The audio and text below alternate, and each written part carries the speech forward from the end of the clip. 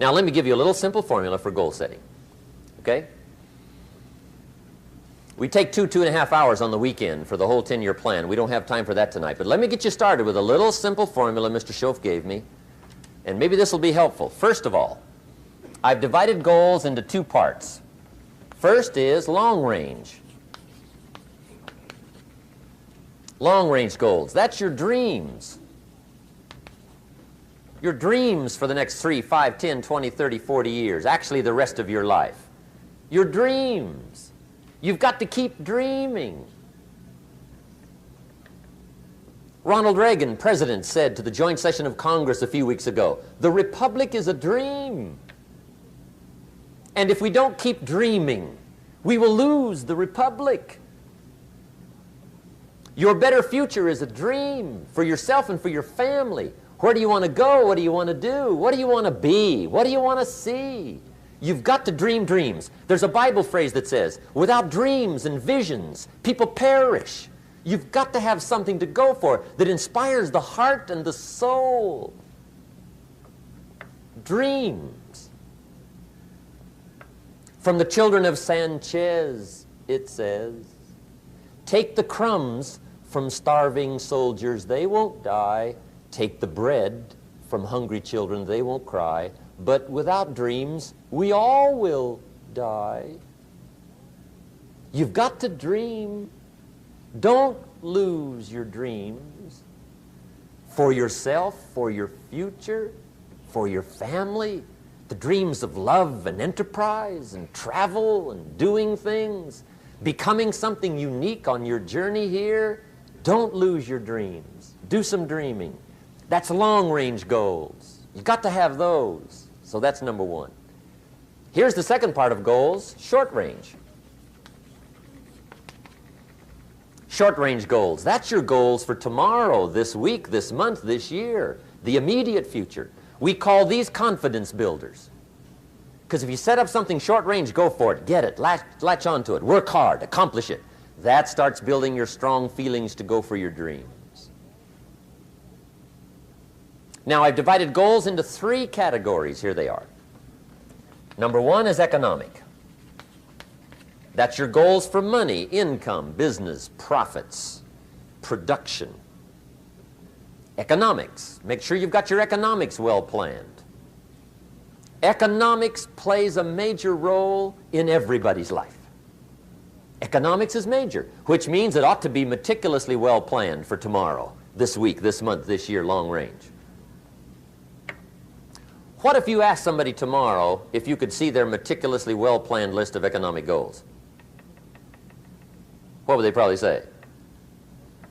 They say, you some kind of a nut? You must be weird. Hey, I found out what success is. Success is doing what the failures won't do. Make sure you've got your economics well planned. It'll put you in the top 5%. One of the key little subjects we talk about on the weekend is the 7 fundamentals for wealth and happiness. And that's one of them, well-planned economics. It's a fundamental if you want to do well. Join the top 5%. Anybody in this room can join the top 5%, if you will. Okay. Now here's the second category of goals, things. Make a list of the things you want. And on my list of things, now I put everything. Little things as well as major things. Doesn't matter how small it is, it goes on my list. I used to just put major things, cars, homes. I don't do that anymore. I now load my list with everything. Everything.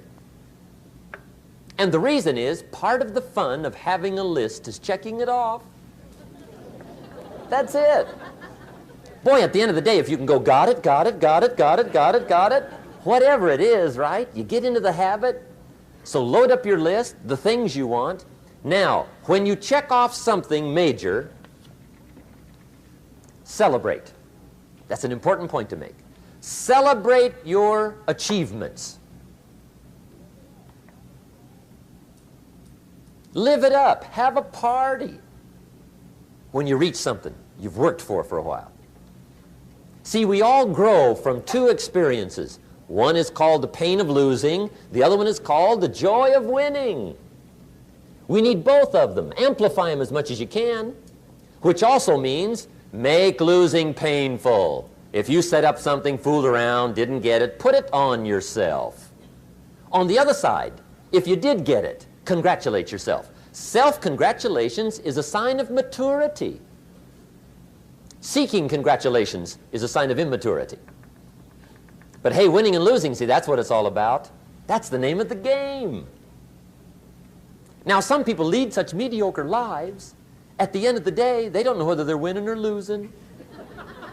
They got no clue. Guy's just going through the day with his fingers crossed. There's a better way. Okay, here's the third category of goals, personal development.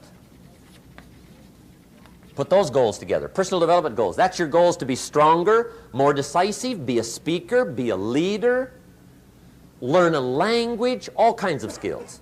Okay? The whole weekend seminar was designed to improve all your skills so that you walk away more skillful. And that's what you want, the personal development skills. That's what attracts, that's what brings good things to your life, the person you become more skillful.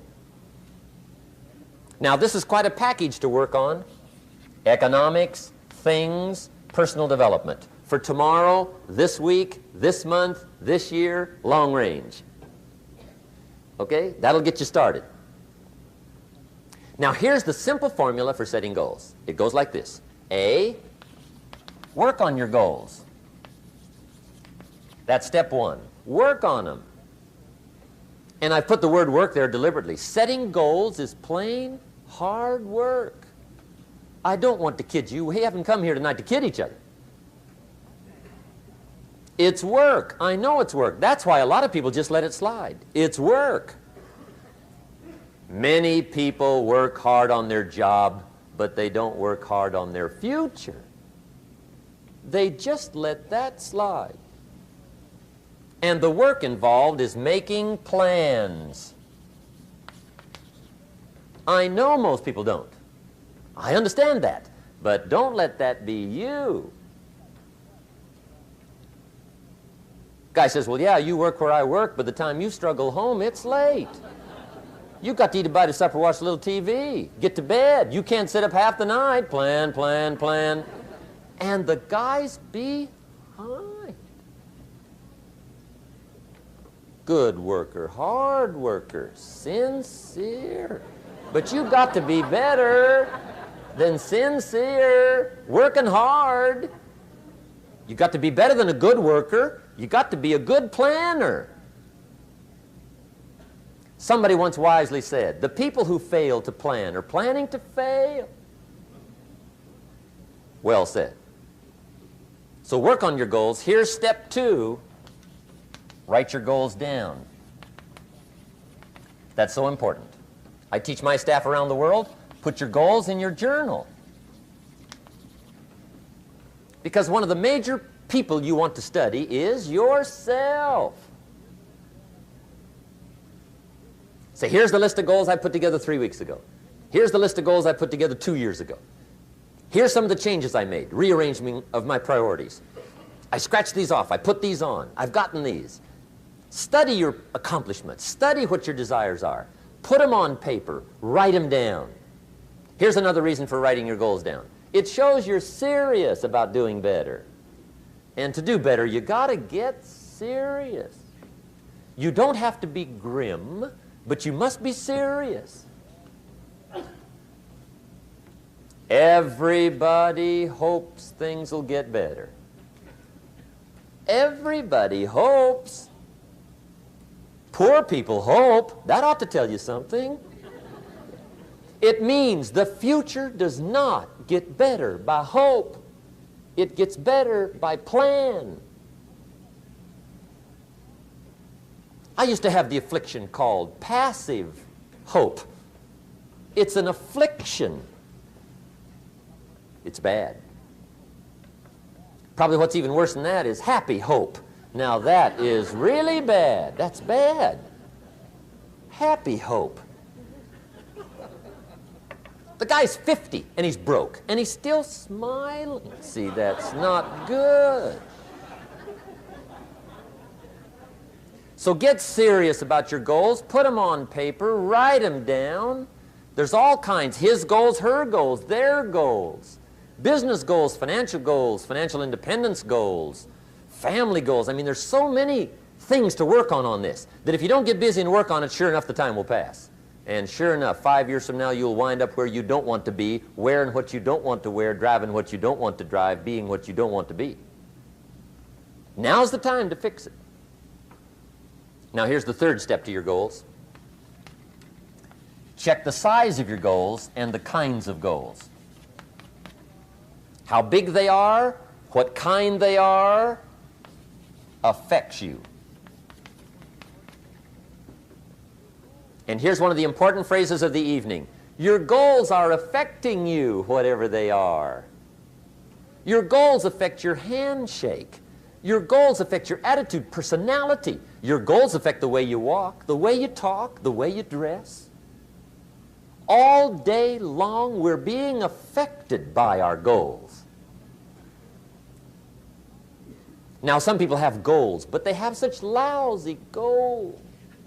The effect is bad.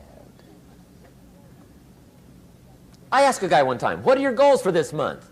The guy said, look, if I could just scrape up enough money to pay these lousy bills. That was his goal. I'm not saying it isn't a goal. It's a goal, but it's such a lousy goal, the effect is bad. You don't jump out of bed on Monday morning and say, oh boy, another chance to go out and scrape up the money to pay my lousy bills. See, you don't do that. Usually you say, oh, not another Monday.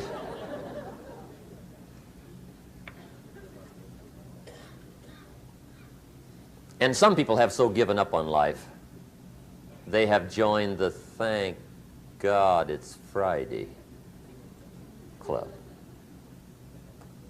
How sad.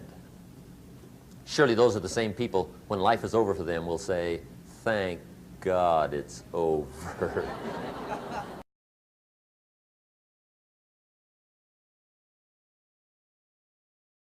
But I think that's good advice. Don't be a follower, be a student, right? Take advice but not orders. Take information, but don't let somebody, order your life. Make sure what you do is the product of your own conclusion. Excellent note to make. Make sure what you do is the product of your own conclusion. Not to do what someone else says.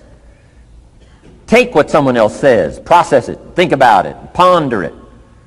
If it makes you wonder, if it makes you think, then it's valuable. Then, when you go take action, make sure that the action is not what somebody told you to do. Make sure the action is the product of your own conclusion. If you'll follow just a little bit of those simple guidelines, I'm telling you, the learning process can be speedy, swift, powerful. Your learning curve can go up, and then applying it to your business, your life, your family, conversations, equities of all kinds. You'll find some progress like I did that first 5 years when I met a teacher willing to share with me. Turned my life around. Progress I couldn't believe happened for me. Okay. Let's get started. I want to review, I was here last time and we talked about the 5 major pieces to the life puzzle.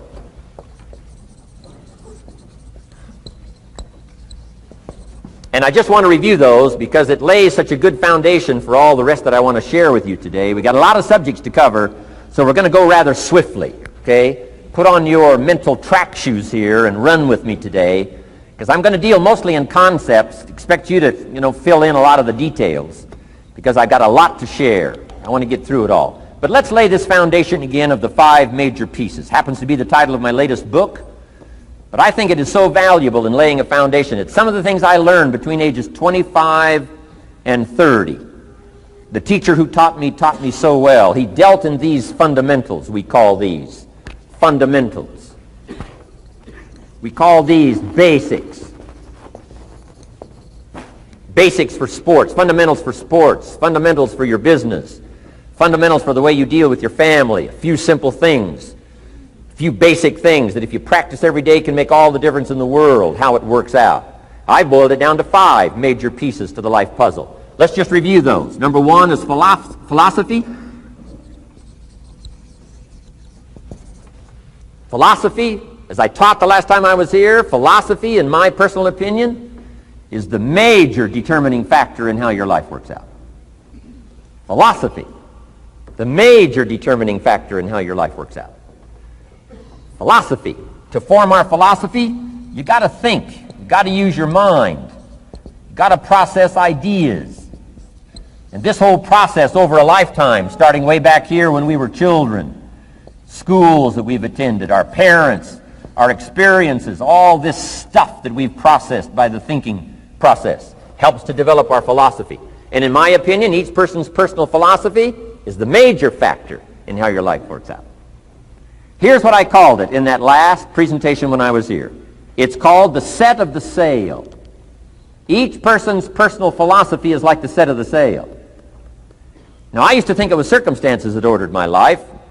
If someone would have asked me at age 25, Mr. Rohn, how come you're not doing well? Pennies in your pocket, creditors calling, nothing in the bank, behind on your promises to your family, you live in America, 25 years old, got a beautiful family, every reason to do well, and things are not going that well for you. What is wrong here?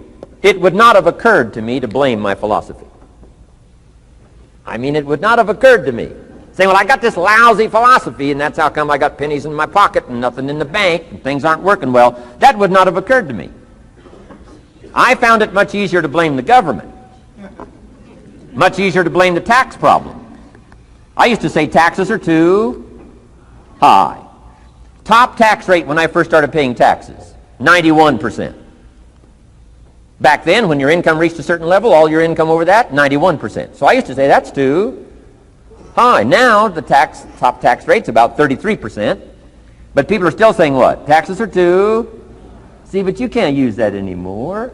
If it's gone from 91 to 33, how could it be too high? Come on. I threw all that old excuse stuff away. Some people found it, though, and they're using it these days. My old list. I used to blame the traffic, the weather, used to blame circumstances, right? People say I'm too tall, I'm too short, I'm too old, I was raised in obscurity, raised on a farm, parents of modest means, all the stuff. If you were to ask me, how come you find yourself here, Mr. Rohn, age 25, living in America, land of abundance and opportunity, pennies, zero in the bank, not doing well, creditors calling, it would not have occurred to me to blame my philosophy. I found it easier to blame the company policy. I used to say, if this is all they pay, how do they expect you to do well? So I figured that, my future was going to be tied to what everybody else was arranging, the economy and, right, interest rates. I used to say things cost too much. That was my whole explanation, not my philosophy, until my teacher taught me better that this is where the problem was, my own personal philosophy. Here's what's exciting about each person's personal philosophy. That's what makes us different than dogs and animals and birds and cats and spiders and alligators. That's what makes us different than all of the life forms. The ability to think, the ability to use your mind, the ability to process ideas, and not just operate by instinct. In the winter, I'm telling you, the goose can only fly south. What if south doesn't look too good? Tough luck. It can only fly south. But see, human beings are not like a goose, can only fly south. I mean, you can turn around, go north, you can go east, you can go west, you can order the entire process of your own life. And we do that by the way we think. We do that by exercising our mind. We do that by processing ideas and come up with a better philosophy, a better strategy for our life, goals for the future. Okay? Plans to achieve those goals. All this comes from developing our philosophy. Philosophy helps us to process what's available. Well, when we get here, we got seed, and we got soil, and we got some rain, and we've got some what? Sunshine, and we've got some seasons, and what? The miracle of life. Now, the key is, what do you do with all this stuff? How do you turn all this stuff that's available here into equity and promise and lifestyle and dreams and future possibilities? All of this that's possible now with human beings, how do you take all this stuff and turn it into this equities and values? Well, it starts with philosophy. What is the seed? What is the soil? What is the sunshine? What is the rain? Is it possible to take some of each of all the stuff that's available and turn it into food and turn it into value and turn it into nourishment and turn it into something spectacular and unique that no other life form can do? And the answer is yes. But you cannot deal with all this stuff and what to do with it unless you start refining your philosophy. Think, use your mind, come up with ideas, and strengthen your philosophy. So the seed and the soil and the rain and the sunshine, this is called, the economy and the banks and the money and the schools and everything that's available out there, processing information, what to do with all that, and turn it into equity and value. That is the major challenge of life, my personal opinion. So each person's personal philosophy now is going to determine what you're going to do with seed and soil and sunshine and rain and miracle, the change of seasons. That's it. My personal opinion. Each person's personal philosophy is like the set of the sail.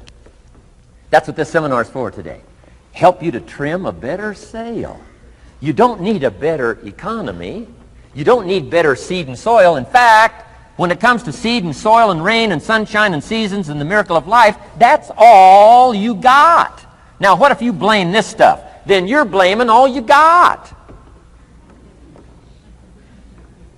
If you blame the economy, and you blame the schools, and you blame the teachers, and you blame the sermons and the preachers, and you blame, the marketplace, and you blame the company and company policy, what else is there? When some people get through with their blame list, there isn't nothing else. That's all there is.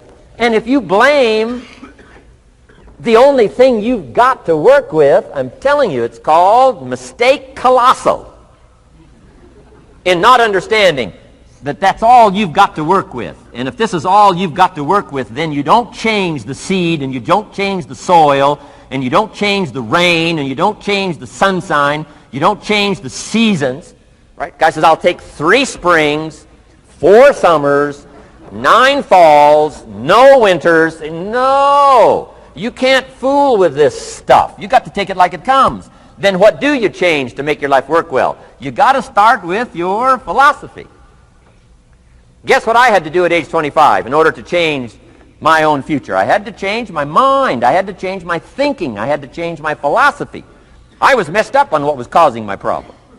And once I got that straightened out, that all the stuff I blamed, the government and taxes and the marketplace and the economy and things cost too much, negative relatives, cynical neighbors, once I got rid of that and started going for where the real problem was, which was me, I'm telling you, my life exploded into change.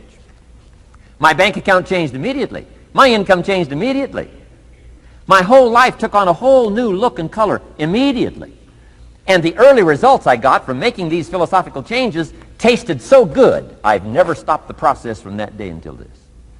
And I'm telling you, with a little consideration of the refinement of your sail, by setting a better sail, refining your philosophy, your whole life can start to change from today on. You don't have to wait till tomorrow. You don't have to wait till next month. You don't have to wait till spring. You don't have to wait till 93. You can start this whole process immediately.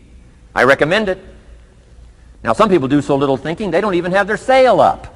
I mean, you can imagine where they're going to wind up at the end of this week, at the end of this month, at the end of this year. Now's the chance to change, process all this information. So number 1 is philosophy. Okay. And we dealt with all that, where we get ideas from personal experience, from other people's experiences. I don't want to get into all those details because we covered that the last time I was here. But philosophy, that's number 1, my personal opinion. Each person's personal philosophy. Here's the definition of success and failure. Just make this note. Here's failure.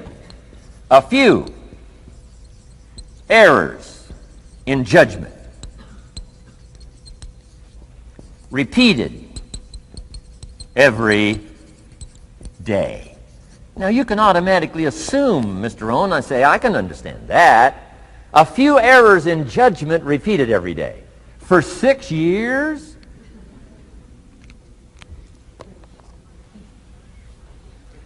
I'm with my father. I think I told this story the last time I was here. My father, 88 years old, he's never been ill, still hasn't retired. Not long ago, midnight, we're getting ready to go to bed. We've drilled a new well, got some extra water, got some more acres going. He's all excited. At midnight, we're getting ready to go to bed. My father's eating what he calls his midnight snack. A little bite to eat before you go to bed. Don't have to go to bed hungry. And I'm watching him eat this midnight snack. Guess what he had? An apple, a few graham crackers, and a glass of grapefruit juice. I said, no wonder my father's so healthy. My mom taught us all those good health practices. Taught me when I'm growing up, right? I'm an only child. I've never been ill. Passed the big 5-0 some time ago. My 2 daughters, 32, 33, never been ill. My grandkids, never been ill. I'm telling you, the legacy lingers on. As I watched my father have this midnight snack, suddenly it occurred to me. I know that's part of it. An apple, what? A day. That's gotten to Dallas-Fort Worth, right? An apple. An apple a day keeps the doctor away. Good question for this intelligent audience. What if that's true? You say, well, Mr. Rohn, if that's true, that would be easy to do. Then what's the problem? It's easy not to do. It's easy not to adopt it as your own personal philosophy. Or the guy messed up the saying. Guy says a Hershey bar a day. Say, no. No. You've been watching too much television.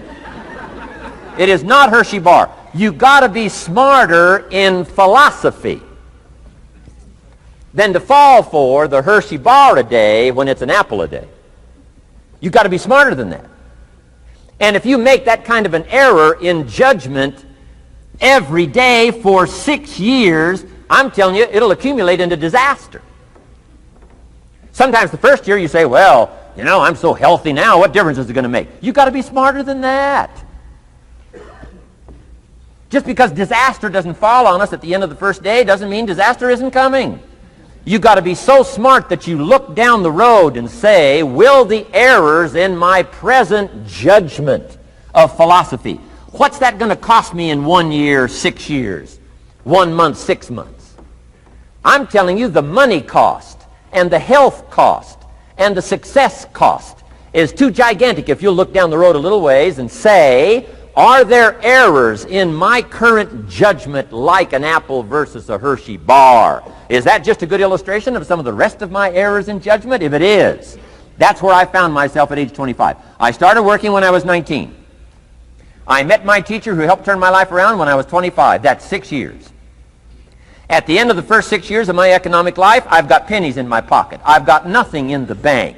The creditors are calling saying, hey, you told us the check was in the mail. I'm embarrassed. I'm behind on my promises. I live in America. I'm 25-year-old American male. I got a nice family, every reason to do well. And I'm messed up. Now, what's messed up? I used to think it was the community that was messed up, and the country was messed up, and the government was messed up. If those Democrats ever get in the White House, that'll really mess things up. If the Republicans stay in power, that'll really mess things up. The economy was messed up. Interest rates are messed up. I thought all this stuff was messed up. Then I found out that's not what was messed up. I was criticizing the only thing I had to work with. What was really messed up was my own personal philosophy.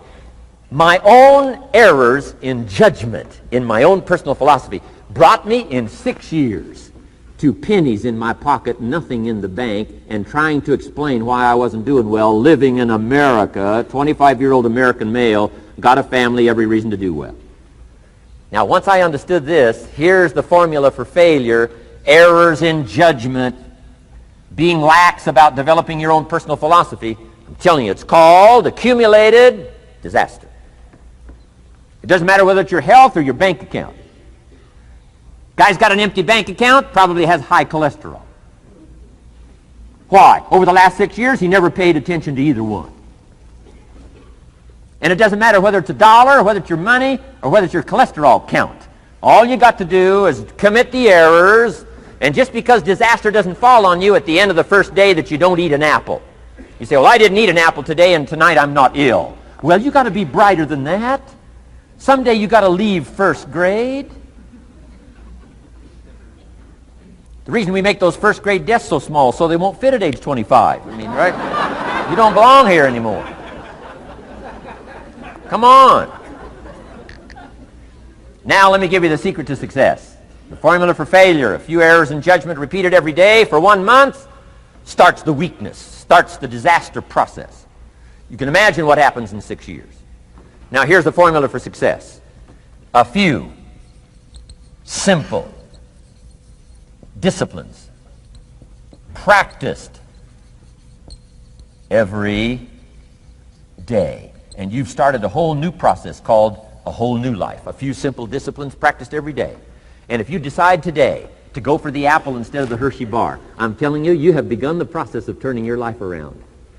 And if you keep up that process, not only with your health habits, but with your money habits and with your communication habits, with your sales habits and management habits and every other habit that you've got, if you'll start that process, eliminate the errors and replace it with disciplines practiced, I'm telling you, you can start this process of life change immediately.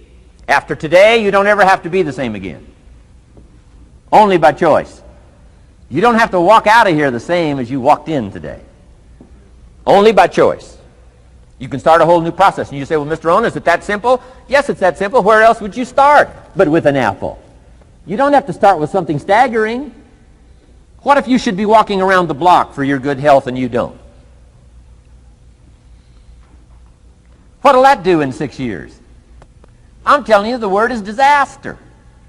You could and you should and you don't. Here's an even stronger word. You won't. I mean, don't might mean you're careless. Won't probably means you're stubborn. And either one's called disaster. Could, should, don't. I'm telling you, that's why at the end of 6 years, I found myself with pennies in my pocket, nothing in the bank, creditors calling. Could, should, won't.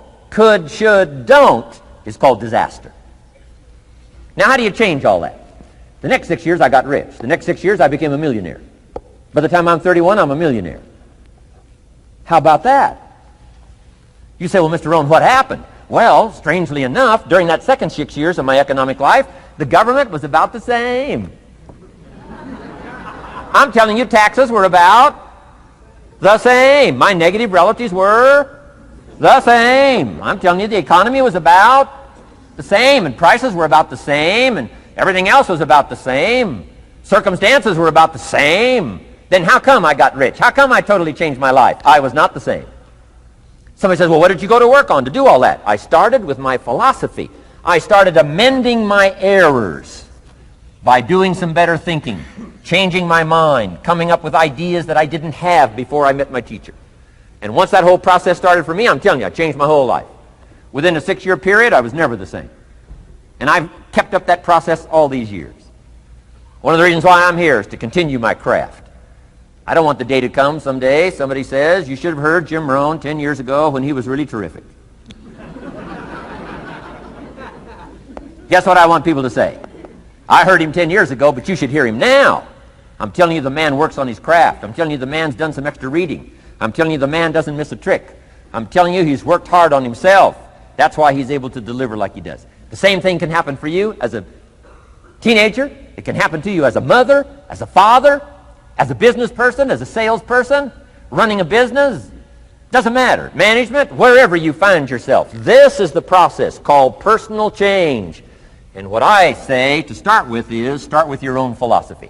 Your philosophy is going to determine whether or not you go for the disciplines or continue the errors that's called potential disaster. And everybody has it within their power. Well, it was so happy for me to find out at age 25, Mr. Shoaff said, Mr. Rohn, you don't have to change countries. But you do have to change philosophy. And if you'll change philosophy, not country, you can turn around your income, you can turn around your bank account, you can turn around your skills, you can become capable, powerful, sophisticated, healthy, influential, all the other equities that you could possibly want out of your life, using the only stuff there is and not trying to change any of this stuff.